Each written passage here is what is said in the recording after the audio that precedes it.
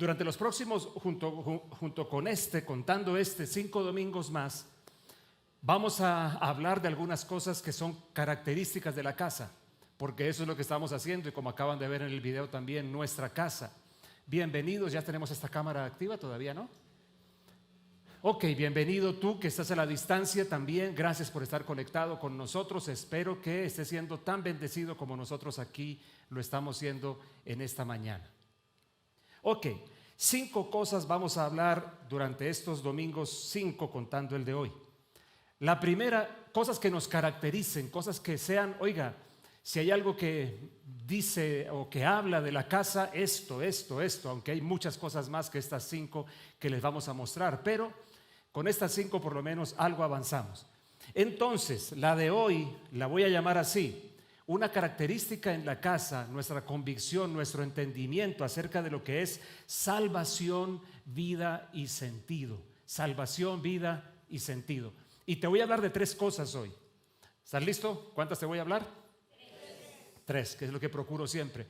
Yo en eso me volví medio bautista. Los predicadores bautistas siempre te hablan de 3 cosas. Y me gusta. Igual también es bueno para nosotros los predicadores tratar de ponernos límites, porque una de las mayores tentaciones que tenemos es decir todo, o intentar decir todo acerca de algo, o decir todo lo que sabemos sobre un tema, y esa es una cosa que no funciona.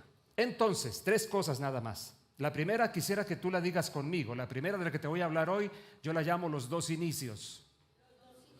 Díganlo conmigo, por favor. Los 2 inicios. Ok. La segunda la llamo salvación y vida. ¿Cómo se llama? Y la tercera la llamo grandes reformadores. ¿Cómo es? Esas 3 cosas vamos a hablarlas hoy. La primera, ¿cuál es?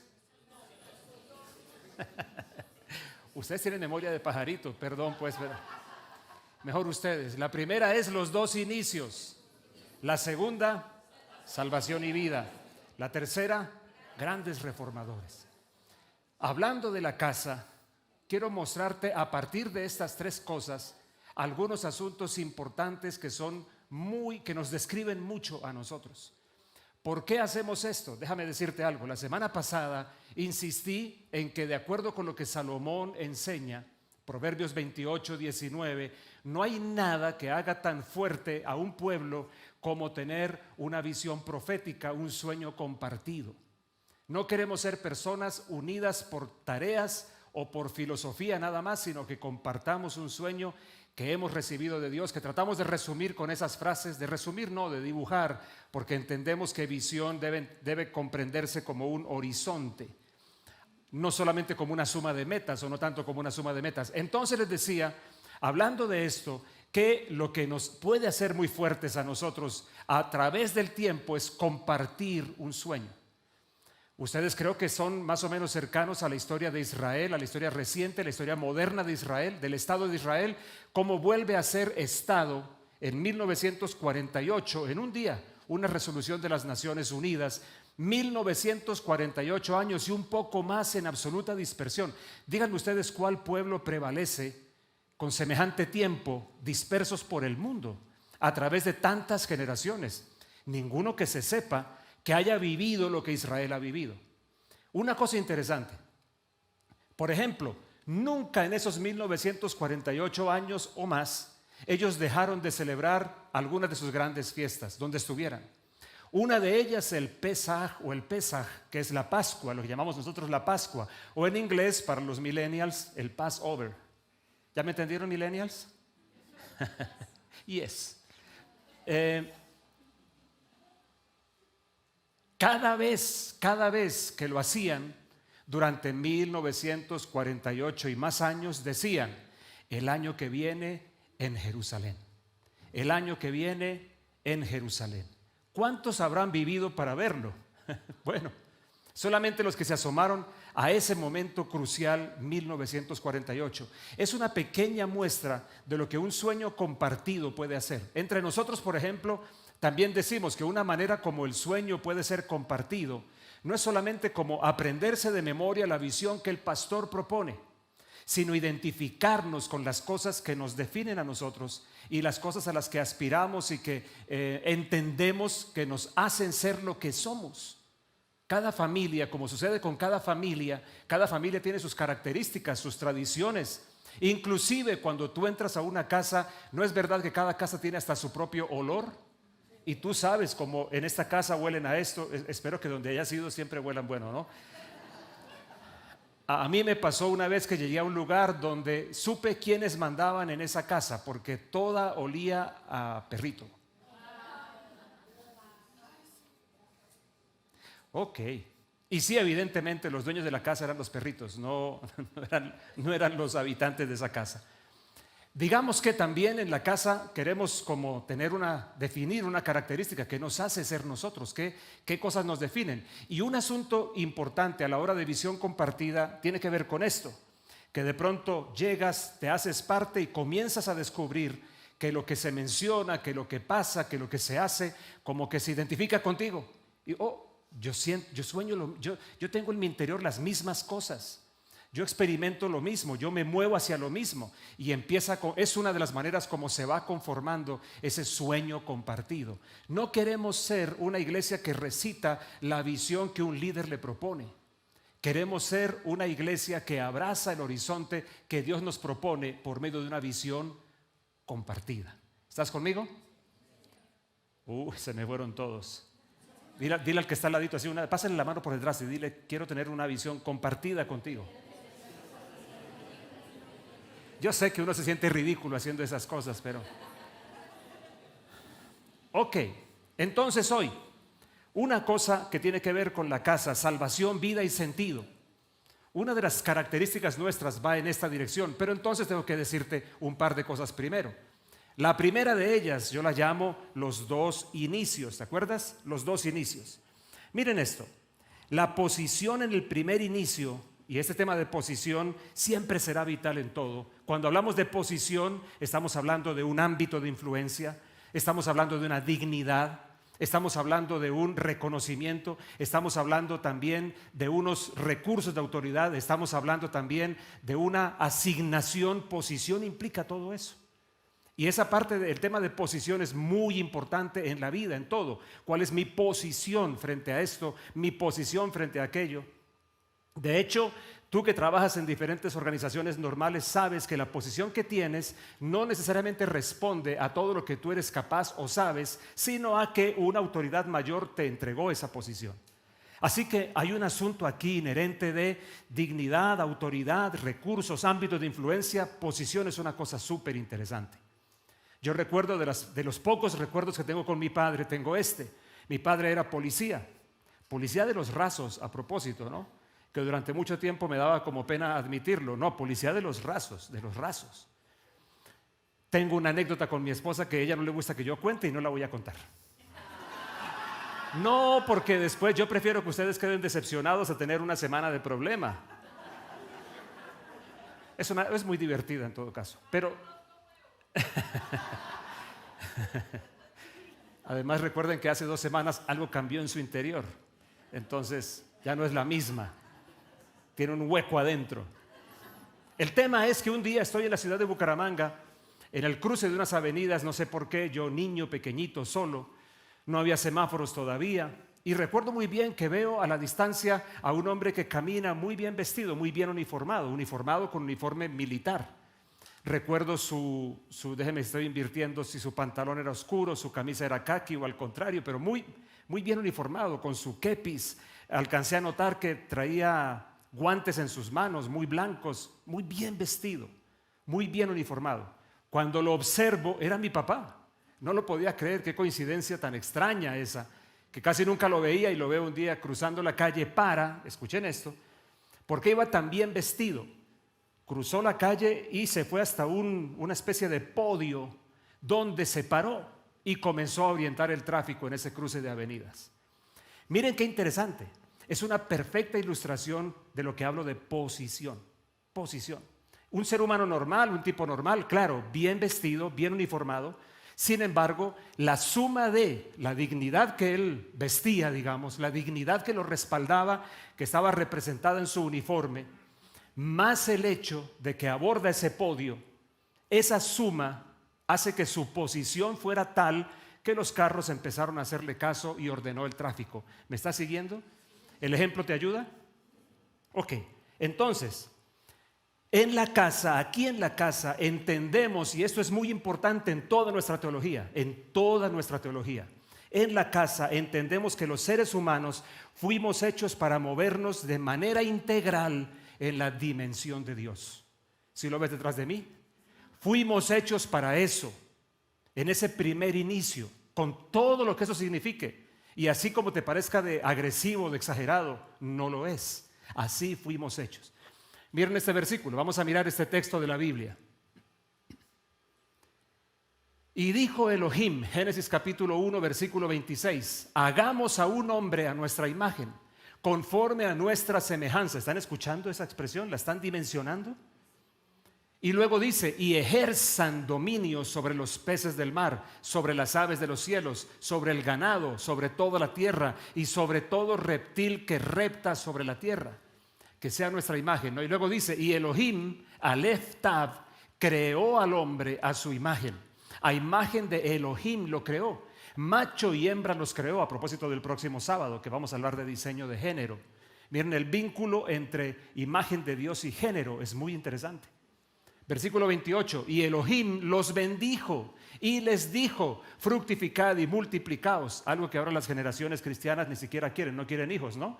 De alguna manera están teniendo un problema con este mandato divino, dicho sea de paso, excúsenme que se me les meta al rancho, pero charlen con este versículo.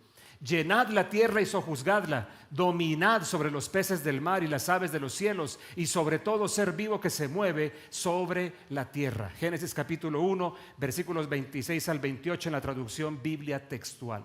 ¿Qué te parece ese texto? Impresionante, ¿no?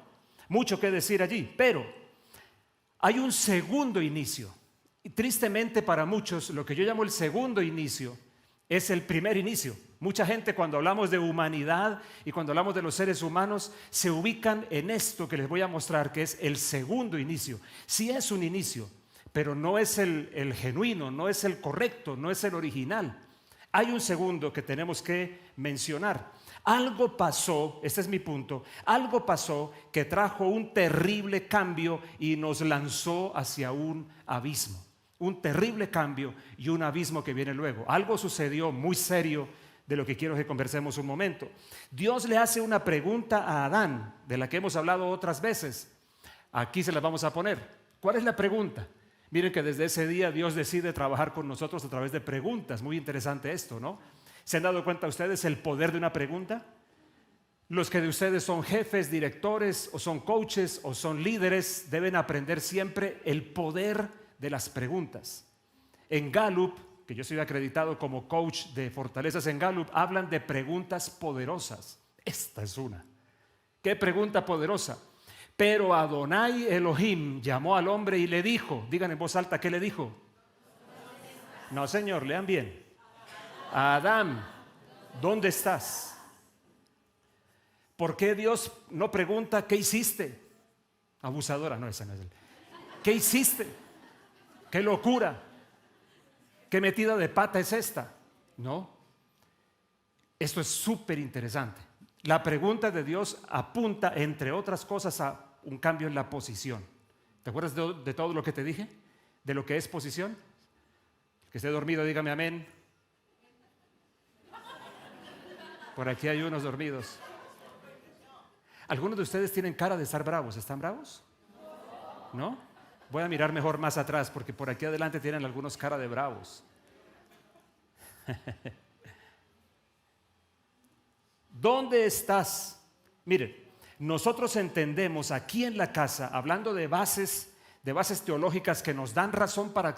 Déjenme decirles algo, déjenme devolverme.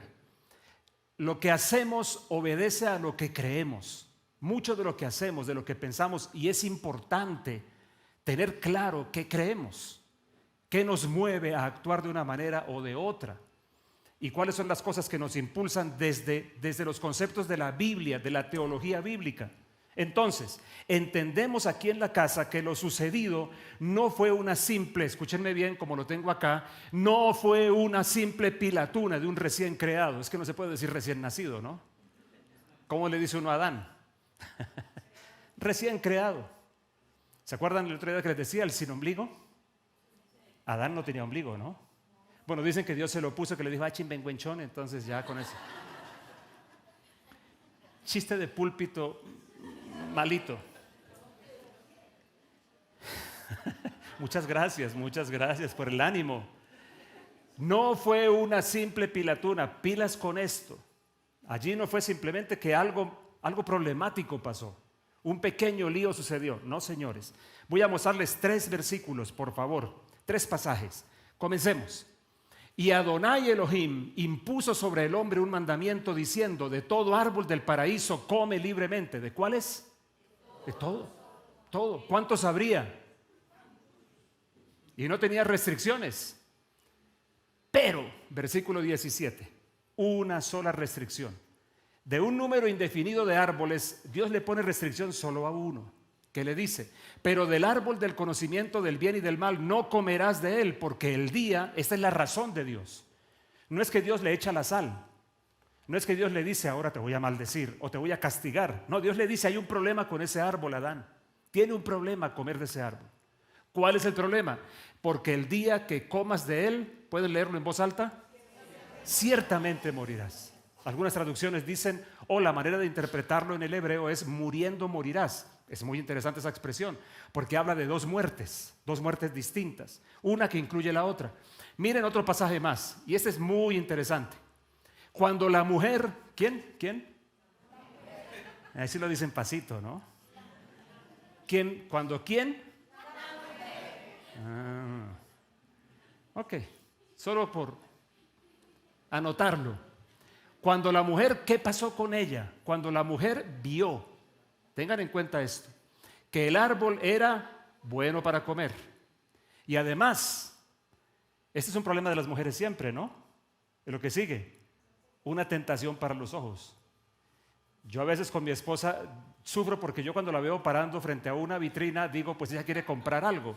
Y mi esposa dice, no te preocupes, yo solo quiero... Son igualitas, ¿no? Les encanta mirar y los hombres nos angustiamos porque de una vez el bolsillo empieza... Porque nosotros pensamos que quieren comprar. Porque los hombres normalmente miramos para comprar. Las mujeres miran para... Sí, no entiendo, pero les encanta mirar. Bueno, señoras, no es nuevo, pero quiero que ustedes vean las siguientes frases. Y que el árbol era propicio, digan conmigo el resto en voz alta, ¿para qué? Para lograr conciencia. ¿No les suena familiar esa palabra? De lo que hoy tantos te venden a ti, con el yoga, con las ciencias orientales, conciencia de ti mismo, conciencia de tu potencial, conciencia de allí. Alguien dirá, pastor, pero tomar conciencia de mí mismo no está mal. Bueno, si dejas al lado a Dios, sí. Porque tomar conciencia, dejando de lado el que te creó, va a desfigurar absolutamente todo. Y te va a poner en contacto con alguien opuesto. Tenlo presente, por favor. Para lograr conciencia, ¿qué hizo ella? Tomó su fruto y comió. Y le dio también a su esposo que estaba con ella. Adancito, mi hijo, ¿y por qué no dijo nada? Lo hemos hablado muchas veces, ¿no? ¿Dónde estaba el tipo? Pues parece que estaba allí calladito, viendo todo lo terrible que estaba sucediendo. Óigame, esposos, perdone que les diga esto, y me arriesgo a que alguien diga que es una visión machista. De machista, honestamente, tengo muy poquito. Señores, ustedes están diseñados por Dios para hacer cobertura espiritual de sus esposas, de sus hijos, para que ustedes les declaren, les anuncien qué está mal y los protejan. Parte del diseño de Dios con lo masculino tiene que ver con proteger, lo que no hizo Adán. ¿Y cómo termina el relato? Y, más bien, ¿qué pasó? La última frase. También él comió. Ok. Siguiente pasaje. Muy chiquitico. Miren lo que dice Oseas, lo que Dios dice a través de Oseas de eso que pasó en el Edén. Son como Adán. Han quebrantado el pacto. Y lean conmigo la última frase. ¿Qué dice? Así que no fue una pilatuna de recién creado. Realmente lo que pasó aquí se trató de una flagrante y descarada traición. Traición. ¿Alguno de ustedes alguna vez ha sido traicionado por alguien? Sí, Señor, y ponen cara de pobrecito, ¿no? ¿Quién ha sido traicionado por alguien? Déjenme la mano levantada. ¿A qué sabe la traición? ¿A qué sabe? Díganmelo por favor. Sabe horrible, es amargo, es destructivo, es doloroso y nos quedamos cortos. Ahora, para ser equilibrados, ¿alguna vez has traicionado a alguien? Ay, si la mano se queda abajo, ¿no? Yo incapaz, pastor. Ni una mosca mato. ¿Alguna vez has traicionado? Déjame la manito levantada. Yo lo he hecho. Horrible, horrible, horrible el daño que causamos. La traición es una de las peores cosas. Ah, pastor, pero Adán desobedeció. Por supuesto, pero es una desobediencia a plena conciencia, por lo menos hasta un punto de lo que estaba pasando. Ese es un punto clave, pero no vamos a detenernos mucho en esto porque ya me voy a explicar hacia dónde voy. Aquí entonces comienza la triste nueva historia, por eso hablo del segundo inicio, que mucha gente cree que es el verdadero inicio. No es el verdadero inicio, fue donde todo se dañó. No es el verdadero inicio. Es un inicio, sí, pero no el verdadero, no el real, y de ninguna manera es en el que vamos a quedarnos nosotros todo el tiempo. ¿Qué entra en escena aquí? La muerte, muriendo morirás. Y es la muerte la raíz de la terrible condición que vivimos: enfermedad, pobreza, dolor, tristeza, muerte. Todo eso, esa es la razón. No es un Dios ausente, no es un Dios malo, no es un Dios malvado, no es un Dios al que no le importamos. ¿Dónde estaba Dios? Si existe un Dios, fíjense ustedes, la gente que utiliza estas cosas, la gente que se dice atea o agnóstica o algo así, pregunta, ¿dónde estaba Dios? Siempre lo preguntan cuando algo malo pasa. Curiosamente, ¿has visto alguno que pregunte dónde está Dios cuando algo bueno pasa? ¿Lo han visto alguna vez? Raramente. ¿Dónde estaba Dios? Si Dios existe, ¿por qué hay esto? Si Dios existe, ¿por qué hay aquello? Esta es la explicación. La explicación es el efecto de la traición de Adán y Eva. Una traición, una cosa flagrante, terrible.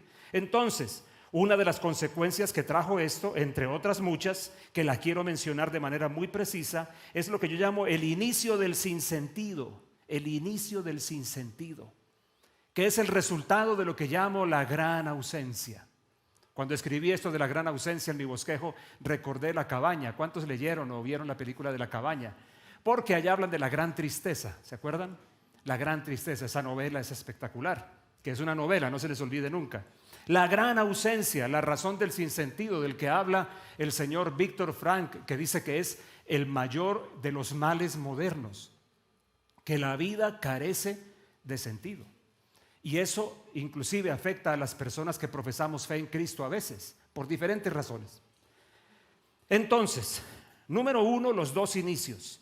Y me parece importante que esto se entienda, porque nosotros creemos en la casa que realmente todo lo que es nuestra fe y nuestra conexión con Dios nos mueve hacia la vuelta al verdadero inicio, al primer inicio, aún desde ahora.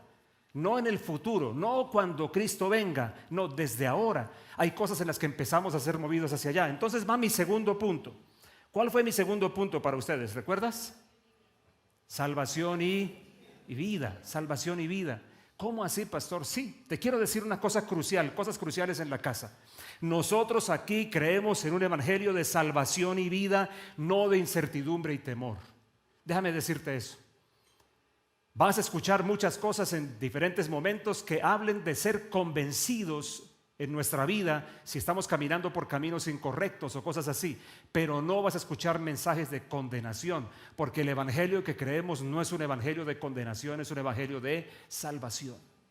Ayer que estaba haciendo todo un entrenamiento con los clips para hablar de Amanecer, esa herramienta tan bonita que también es un curso, Amanecer, y estábamos trabajando con todos los pastores de las iglesias que son parte de nuestra red apostólica. Y entonces yo les decía que alguna vez, siendo muchacho, siendo recién convertido, yo escuchaba a algún famoso predicador bogotano que predicaba por radio, y entonces escuchaba algunos de sus mensajes que decían siempre cosas como raza de víboras, pecadores, arrepiéntanse. Y yo digo, bueno, no le voy a negar que tiene mucha razón a veces con lo de raza de víboras y todo ese tema, ¿no? No se lo voy a negar. Como se los he contado a ustedes, que en broma y en serio, que el diablo ya no me hace falta porque pues para eso los tengo a ustedes. Entonces, es una broma, es una broma. Nos tenemos los unos a los otros, a veces el diablo no hace falta. El punto es que recuerdo que este predicador predicaba lo mismo todos los domingos. Entonces yo decía, ok, como diría un venezolano, ay, se me olvidó el dicho venezolano. Ay, sí, se me fue preciso. El venga, no, venga es el nuestro. Se me fue. En todo caso, el punto es, me puse a pensar, bueno, me dicen que soy raza de víboras y escucho eso y digo, sí, soy raza de víboras. Me dicen que me arrepiento y me arrepiento. ¿Y por qué a la semana siguiente me siguen diciendo raza de víboras y que me arrepienta? Ok, bueno, listo, tal vez todavía me queda alguna víbora viva por ahí. Entonces me arrepiento de esa pequeña víbora que queda por allí otra vez. Pero ¿por qué a la tercera semana me siguen diciendo raza de víboras y que me arrepienta? Ya empecé a pensar, algo no funciona. Algo no funciona aquí. Oiga, ¿el evangelio es de salvación o es de condenación? El evangelio es un mensaje de salvación y de vida. Y nosotros en la casa, ese es el evangelio que queremos proclamar, el evangelio del reposicionamiento, como se lo voy a mostrar ahora, el evangelio de la vuelta a la casa, el evangelio de seguridad de salvación. Muchas personas me preguntan, y no se preocupen que no va a ser un tema que voy a abordar aquí, pero personas me preguntan, pastor, ¿la salvación se pierde? Me dicen algunos. Es una pregunta que les gusta a muchos de los cristianos que llevan tiempo de desocupados. Hay preguntas más importantes, digo yo. Bueno, está bien. Entonces yo le devuelvo la pregunta. Si tú me preguntaras a mí, Pastor Edgardo, ¿la salvación se pierde? Yo te diría esto. Y he respondido así. Esa no es la pregunta correcta. La pregunta no es si la pierdes o no, la pregunta es si la tienes o no. Esa es la pregunta correcta. ¿Tienes o no la salvación? La salvación de Dios. Es la pregunta correcta. Ahora bien, yo quiero decirles un par de cosas. La salvación para nosotros aquí en la casa implica estar de vuelta al diseño del principio y tener seguridad de la eternidad. Estar de vuelta al diseño del principio y tener seguridad de la eternidad. Por favor, piensa en las dos cosas. Porque no es que la salvación de Dios solamente sea un asunto para el bien morir. Creo que algunas veces la única unción que predicamos es la extrema unción, ¿no? La de mueras en paz, acepte a Cristo. ¿Para qué? Para que cuando se muera usted pueda estar con Dios. Siempre he dicho de eso que me parece un evangelio de sepulturero, que hemos vuelto a Dios un sepulturero. Camine con Dios, ¿para qué? Para que cuando se muera se lo encuentre allá 4 metros bajo tierra. O sea que Dios lo está esperando con una jeringa de formol en una mano y con unos tapones de algodón en la otra. Qué imagen tan horrible de Dios. Un Dios para el bien morir. Ahora, evidentemente necesito a Dios para poder morir en paz cuando llegue el momento. Pero lo necesito para poder vivir en paz, porque eso que en nuestra cultura se hace de que una persona se muere y se gradúa de santo, no es de la Biblia. Eso de que se muere y al instante aparece un cartel que dice, descansó en la paz del Señor. Pudo ser pícaro, pero se murió y descansó en la paz del Señor. No me venga a otro perro con ese hueso, dirían por allí. No, Señor. Te lo he dicho otras veces, te lo voy a repetir hoy. Solamente descansa en la paz del Señor al morir aquel que descansó en la paz del Señor mientras vivía. No te engañes y que nadie te engañe. Porque la muerte no es más que pasar de una expresión parcial en la dimensión que estés. Es pasar de una dimensión, de una expresión parcial de esa dimensión a una expresión definitiva de esa misma situación en la que tú estabas. ¿Me estás escuchando? Eso es todo lo que va a pasar. Entonces, si camino sin Dios, si mi dimensión es no Dios, ¿qué es lo que pasa cuando muera? En este momento, del lado acá de la muerte, lo que sucede es que estoy experimentando el efecto parcial del no Dios. Muero y entonces, ¿qué pasa al otro lado? Entro en una expresión definitiva y completa del no Dios. ¿Me escuchas? ¿Me estás escuchando? Si eso se parece o no al infierno, yo diría que sí. Que si el infierno es con llamas y no, Jesús habló de llamas y todo esto. Y José Fernández Gómez, un presentador español hace muchos años, dijo que ya se había descubierto la temperatura del infierno. Y yo le puse mucho cuidado. 440 grados centígrados la temperatura del infierno. Y él dijo ¿por qué? Y citó la Biblia. Dijo porque a esa temperatura el azufre se convierte en fuego. Y la Biblia habla de un lago que arde con fuego y azufre. ¿Es literal o no? Yo te digo, preferible que sea literal, porque ausencia absoluta de Dios por una eternidad es 1000 veces peor que un lago con 440 grados centígrados. ¿Me estás siguiendo? Si tu expresión de vida es decidios, caminar con Dios aquí, estás experimentando el efecto parcial de eso. ¿Qué sucede cuando mueres? Que entras en una dimensión donde el efecto es total y es definitivo. Esa es la diferencia. Pero bueno, ese no es el punto aquí, ¿no? Yo creo esto que quiero presentarte es una cosa que me parece fascinante. Miren, creo que parte de lo que Dios hace con nosotros y parte de nuestro evangelio aquí en la casa es que caminar con Dios nos devuelve a ser gente verdaderamente humana. Yo creo que nosotros de verdad dejamos de ser humanos cuando traicionamos a Dios. Pastor, pero si somos muy humanos. No, somos, yo no sé si la expresión aplique, infrahumanos. Estamos por debajo. Humano lo que Dios hizo. Humano Adán al principio. Humano Jesús. Eso es humanidad verdadera. Lo demás es una cosa que se corrompió. Miren este texto. Déjame te doy la frase un momentico allí. Espera un momentico porque yo quiero que la miren. Esto pasó cuando dejamos a Dios. Esto pasa cuando no caminamos con Dios. Dejamos de ser humanos. Dejamos de ser humanos. Fíjense, alguno pensará que cuando se convierte a Cristo se vuelve un ángel. No, cuando te conviertes a Cristo, por fin vas a empezar a experimentar lo que ser humano es, desde la perspectiva de Dios. Un texto de la Biblia que les iba a presentar. Y dijo, Génesis 3:11, ¿quién te declaró que estás desnudo? La segunda pregunta de Dios, ¿recuerdas? ¿Acaso comiste del único árbol del cual te ordené no comer? Ese énfasis en el único es bien interesante, ¿no? Tenías derecho a todos y el único que no es el que escogiste. Es increíble, ¿no? Es increíble. Traducción Biblia textual. Y ahí se abre un diálogo. Y solamente menciono este versículo para poder decirte que allí comienza un diálogo que nos ayuda a entender qué es humanidad como Dios la entiende, en qué consistió y en qué consiste ahora la restauración. Viendo lo que se pierde, viendo todas las expresiones negativas, toda esa cascada de cosas negativas, tú puedes hacerte una idea de todo lo opuesto que era lo antes. Si algo se pierde es porque tenía lugar antes. Si algo deja de existir es porque de alguna forma existió. Si tú observas bien ese diálogo, y es más, si te interesa esto, ¿por qué no te metes en mis viejos Pico y Live, los que hacía para Europa en tiempos de la cuarentena y después? Porque allí yo dediqué un montón de semanas a hablar parte por parte de esto. Nos volvemos otra vez humanos, entramos en una dimensión como Dios nos quiso al principio. ¿En qué consiste esa dimensión? Por ejemplo, somos reposicionados por Jesús. Miren rápidamente este texto. No me elegisteis vosotros a mí, sino que yo os elegí. ¿Y qué dice luego? Ay, dígalo conmigo, por favor. Os puse. Claro, algunos dirían os coloqué. Algunos le tienen pavor al verbo poner. No, Jesús no dijo y los coloqué. Jesús dijo los puse. Los puse. Y os puse. ¿Para qué? Miren todo el montón de efectos que vienen del reposicionamiento. ¿Estás conmigo? Miren el montón de efectos para que vayáis, en otras palabras, para que sean capaces, vayan, se muevan, tengan habilidad.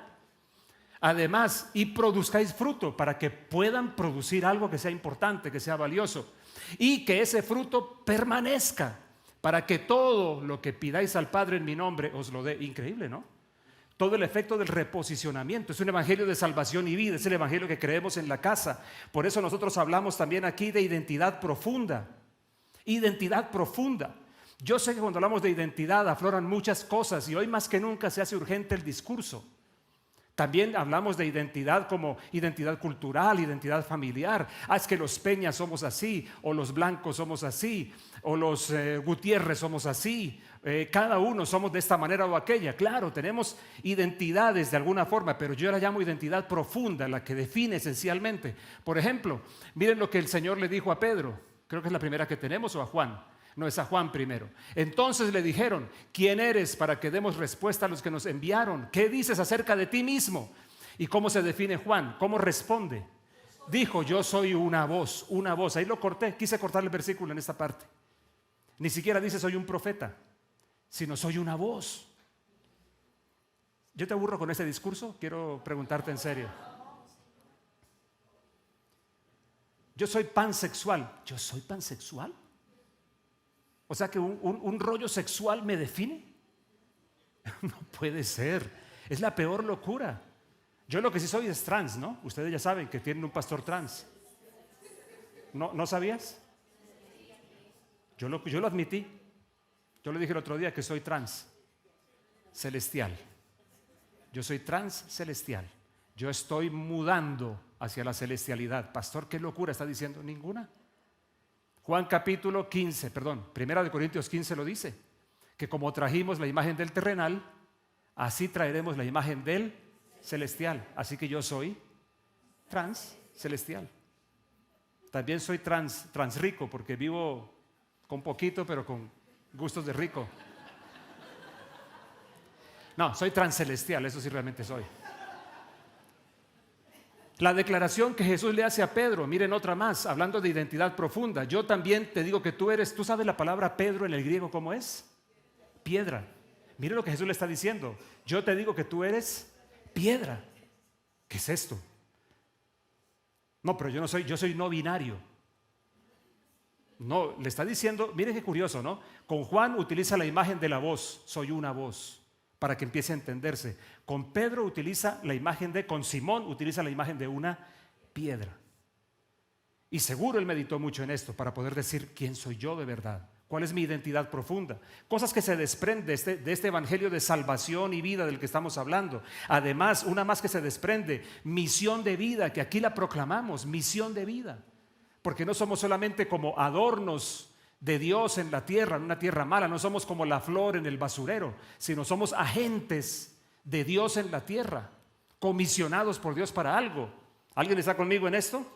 Miren cómo lo dice Jeremías, como el Señor se lo dice a Jeremías en el capítulo 1, el famoso capítulo 1, versículo 5. Antes que te formara en el vientre, la primera cosa es, te conocí. Y antes que nacieras, la segunda es, te santifiqué. Y la tercera es, te di por profeta a las naciones. Esto yo lo llamo las 3 dimensiones de la existencia humana.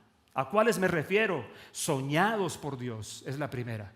Fuimos soñados por Dios, previstos, conocidos, esperados por Dios. Todo ser humano. Imagínate esto, por favor piensa en esto. Te esperaron una eternidad, si eres o no importante. Claro, todo esto con Jesús a un lado no tiene sentido. Todo esto sin Jesús es como lo que la mujer vio en el árbol, que era bueno para tomar conciencia. Pero es mucho más que tomar conciencia. Es volver al origen para que entonces la verdadera conciencia ocupe mi lugar, el lugar que debe ocupar en mí. Soñados por Dios, separados por Dios, que es la palabra santificación bien entendida. Soy separado por Dios. No es que soy mejor persona. Tantas veces te lo he dicho, el evangelio de la casa no te dice que seas bueno, sino que seas propiedad de Dios, que es diferente, que es mayor. No, Dios no estamos tampoco aquí en el negocio de hacer de gente mala gente buena. Nuestro trabajo es acercarte a Jesús para que entonces tú le pertenezcas a Dios, que es a quien debes tú, a quien le debes tu existencia, y entonces empieces a expresar tu verdadera identidad y además a comprender la razón para la que vives. Ese es nuestro evangelio, ese es el evangelio aquí en la casa. Y la tercera dimensión humana, dados por Dios. Somos entregados, somos respuesta de Dios a grupos de personas. Las soluciones de Dios no las traen ángeles del cielo necesariamente, sino personas, seres de carne y hueso. Somos respuesta de Dios a necesidades sentidas de personas, individuos, comunidades o incluso naciones completas de diferente forma. No somos respuesta para todo tipo de persona, pero sí para alguno. Soñados, la segunda, ¿cuál es? Separados por Dios. separados, dados. Hay en Edén una declaración muy bonita que no quiero dejar, ya acercándonos al cierre, no quiero dejar afuera en esto de misión de vida. Miren esto en Génesis 2:15. Hashem, Elohim, tomó al hombre. Primera cosa linda, ¿no? Lo que Dios siempre quiere hacer, haz así conmigo, abrazarme, acercarme, hacerme suyo. ¿A cuántos les gustan los abrazos? A mí me gustan mucho. Me encanta recibir, me encanta dar abrazos. Yo sé que hay gente a la que como que uno le da un abrazo y como que suélteme. Bueno, acostúmbrate a los abrazos de Dios. Somos, como diría Sandrita, un abrazo del cielo. Eso somos en la casa. Tomó al hombre y luego ¿qué hizo? Otra vez aparece el verbito ese que no nos gusta, ¿no? Lo colocó. Lo puso. Además es un acto soberano de Dios. Por eso no naciste cuando hubieras preferido, ni donde hubieras preferido, ni en el país que hubieras querido, ni con los padres que hubieras escogido. Pero detrás de eso hay algo bueno, dicho sea de paso. ¿Y lo puso en dónde? En el Gan, así lo dice, es que es la Torat Emet la que traje aquí, en el Gan, o en el jardín, que ya viene el jardín en sobredosis, ¿no? Vamos a hablar mucho del jardín. Me estoy adelantando aquí un poquito. ¿Y lo puso en dónde? En el Gan Edén. Dios nunca ha querido para nosotros maldición, ni escasez, ni dolor. Puestos por Dios en el Gan Edén, jardín, en el huerto del Edén. ¿Para qué? Aquí viene el resto. Lo labrara y lo guardase. Doble asignación que Dios le da a todo ser humano y que cada persona debería descubrir. ¿Cuál? Algo por proteger y algo por hacer crecer. ¿Lo dices conmigo? Algo por proteger. Vamos a hacerlo conmigo así. Algo por proteger. Algo por hacer crecer. Escúchame. Eso de ser transcelestiales, yo sé que suena agresivo, pero es un tremendo recurso. Hoy cuando nos están hablando de los trans, miren, el nudo, digamos el desentorche de la cuerda está siendo muy fuerte. Ya estamos empezando a ver, aunque lo silencian, el montón de transgénero, no de transexuales, sino de transgénero que está diciendo ¿por qué me dejaron hacer esto? ¿Por qué me lo permitieron? Y está empezando a darse una explosión de demandas contra estados y contra personas, porque están diciendo no debieron haber hecho semejante cosa conmigo, no debieron permitirme hacer eso. Y lo he leído por un lado y por otro de los pocos transgénero a los que les permiten hablar, a los que les permiten decir que han vivido un infierno y que quieren volver a donde estaban, y ahora muchos de ellos en muchos sentidos no van a poder volver. ¿Cómo llamarías tú a una persona que se quiere cortar una pierna sana? ¿Qué dirías? Es un alma avanzada. Es que ¿para qué dos piernas? Si con una es suficiente. ¿Cómo llamarías a uno que pide que le corten su miembro masculino? ¿Por qué eso sí es sano? ¿Por qué eso sí es correcto? Porque eso sí es un camino a la felicidad. Hay que golpear esa doctrina, hay que golpear esa mentira. Y yo te propongo, aquí la hemos proclamado, yo sé que yo digo que soy trans y todo el mundo se asusta. Lo voy a seguir diciendo, soy trans celestial. Me estoy haciendo celestial, aquí donde me ves, pastor, pero yo lo veo más viejo. No te atengas a eso. Como te dirían en la tierra de mis padres, espere un tantico. Espere un tantico y hablamos de nuevo cuando estemos del otro lado de todo esto. A ver si lo que te estoy diciendo es mentira o no. ¿Para qué Jesús resucita? ¿Para qué? Para hacernos como Él, para que un día seamos como Él. Ese es el evangelio de la casa. Un evangelio que entiende cuál es el verdadero inicio. Un evangelio que entiende lo que salvación y vida es, que ese es el mensaje, porque no envió Dios a su Hijo al mundo para condenar al mundo, dice la Biblia. El mismo Jesús lo dice en Juan capítulo 3, sino para que el mundo sea salvado por él. Porque el Hijo del Hombre, dijo el Señor, describiendo su misión, ha venido a buscar y a salvar lo que se había perdido. Entonces, Jesús no viene para hundir tu cara en el polvo y para meterte más en el lodo. Jesús vino para sacar tu cara del lodo, para levantarla, para darte dignidad otra vez. Como el hijo menor de la parábola de Lucas 15, el que llamamos el hijo pródigo. Cuando él vuelve, no hay diálogo entre ellos salvo el que él hace. Cuando él vuelve, el padre sale corriendo, lo abraza, lo cubre de besos, dice la traducción literal del griego. Y el muchacho dice: Padre, he pecado contra el cielo y contra ti, ya no me merezco ser hijo tuyo. Tenías razón. Hazme como un jornalero más, no me importa, con tal de estar en tu casa. ¿Y qué es lo que el padre le hace? Le da vestido nuevo, le da anillo y le da calzado. 3 áreas de restauración que todo ser humano necesita: dignidad y limpieza con el vestido, autoridad, gobierno con el anillo, y dirección y sensatez, sobriedad con el calzado. Para eso vino Jesús, y ese es el evangelio de la casa. Un evangelio que te habla de volver al inicio, un evangelio que te habla de volver a ser humano, un evangelio que te habla de descubrir identidad profunda en Cristo, un evangelio que te habla de ser suyo más que ser bueno, un evangelio que te habla de misión de vida. Y por eso, lo último que te dije solamente es para mencionarlo, un sueño que queremos compartir. No sé si esa parte la podemos poner aquí. Esto, cuando me preguntan ¿qué queremos de la gente de la casa? Queremos darle al mundo grandes reformadores. Grandes reformadores. Sí, yo sé que suena ¿cómo se dice? Exagerado, ¿no? Grandes reformadores. Personas que cambien las cosas. De verdad que las cambien. Por eso, la semana entrante te voy a hablar del reino de Dios y te voy a hablar de una escatología de reino. Yo creo que alguno va a quedar un poquito pensativo, porque esto tiene que ir de la mano de un entendimiento de lo que el reino de Dios es, que es el que predicamos acá, y de una manera de entender los tiempos finales desde la perspectiva del reino de Dios, porque la mayoría de nosotros estamos tomados por una teología de la desesperanza.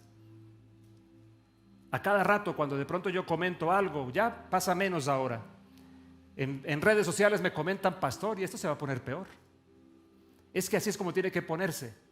Y yo te digo: ¿estás seguro? Porque épocas más oscuras que esta ya la historia ha vivido. ¿Qué me vas a decir al respecto? No, pastor, esta es la peor. Estás equivocado.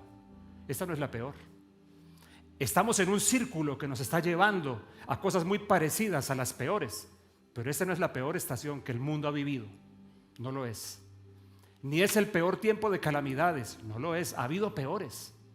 Somos de la generación de la pandemia y creemos que somos la gran cosa porque pasamos de eso. Pregúntales a los otros que han pasado por pandemias que acabaron con la mitad de la raza humana. Pastor, pero usted no se da cuenta. ¿Y los terremotos? Bueno, desde el siglo pasado yo vengo escuchando que los terremotos son señales de que Cristo viene. Parece que el Señor no se ha enterado. Claro que está enterado, hombre.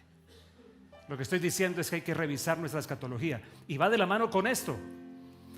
Porque es un evangelio que habla de aumento. Es un evangelio que habla de crecimiento de influencia.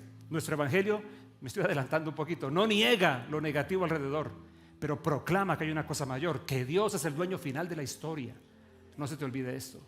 El que tiene la historia en sus manos para el punto final es Dios. No hay ningún anticristo, por muy anticristo que sea, que va a lograr eso. El diablo no tiene las llaves de la historia. Jesús las tiene en sus manos. El cierre está en las manos de Dios, y el cierre de la historia tendrá que ser a su manera. A su manera.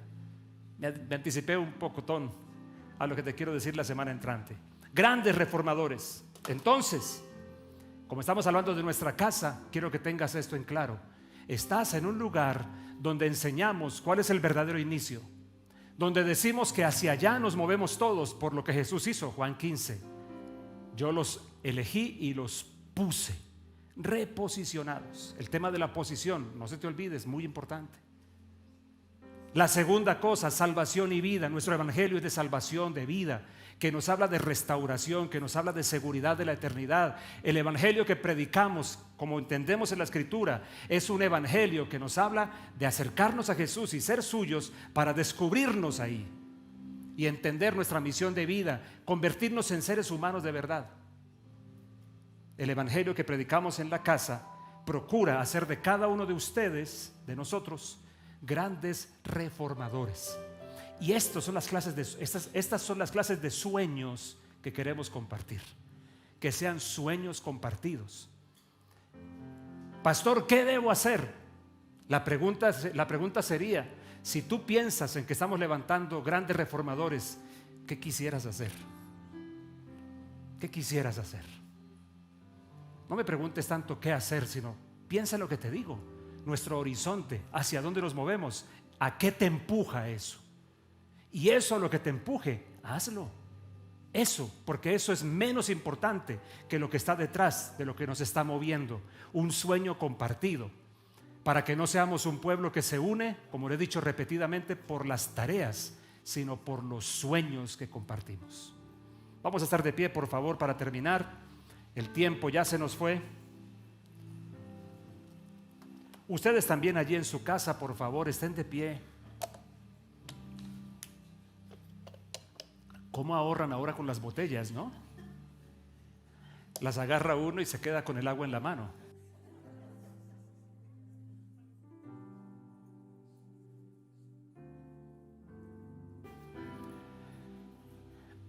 Si tú estás aquí y aún no le has dado tu vida a Jesús, déjame decirte que nada de lo que estoy diciendo tendrá suficiente sentido. Si tú me estás escuchando ahora, donde quiera que estés y el día que sea, y aún no has invitado a Jesús a tu vida, nada de esto tiene sentido. Y tú vas a seguir amarrado al segundo inicio, no al primer inicio. Pero yo te quiero invitar a volver al primer inicio. ¿Cómo Dios nos hizo? Volver a eso, porque a eso pertenecemos. Y por medio de Jesús podemos volver allá. No porque no haya pasado nada en el huerto del Edén. Pasó algo trágico, pero Jesús lo remedió. Si ese es tu caso, cierra tus ojos y haz esta oración conmigo. Señor Jesús, te acepto como mi Salvador y el Señor de mi vida. Pido perdón por mis pecados. Me vuelvo a ti, Señor. Quiero caminar contigo desde hoy y para siempre. Dile así: yo creo con mi corazón que Jesús es el Señor, que Dios le resucitó de entre los muertos, y lo confieso con mi boca, vamos, díselo, para la salvación de mi alma. Soy tuyo, Jesús, desde hoy y para siempre. Amén. Las letras de tu